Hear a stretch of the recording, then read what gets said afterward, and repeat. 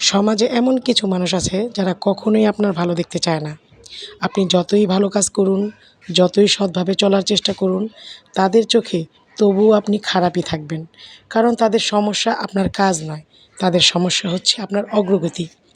এরা সেই মানুষ যারা আপনার সাফল্যে হাসতে পারে না, বরং ভিতরে ভিতরে জ্বলে।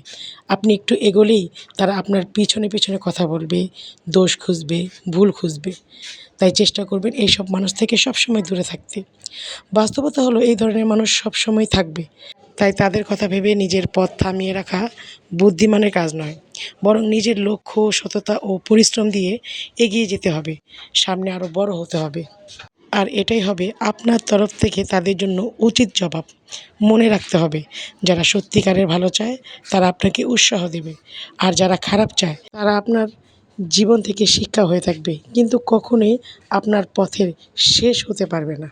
তো সবসময় মনে রাখবেন, কারো কথায়, কারো আঘাতে কখনো জীবনে চলার পথ থামিয়ে দেবেন না। যদি থেমে যান তাহলে হেরে যাবেন। সবার জন্য দোয়া রইল, এগিয়ে যান।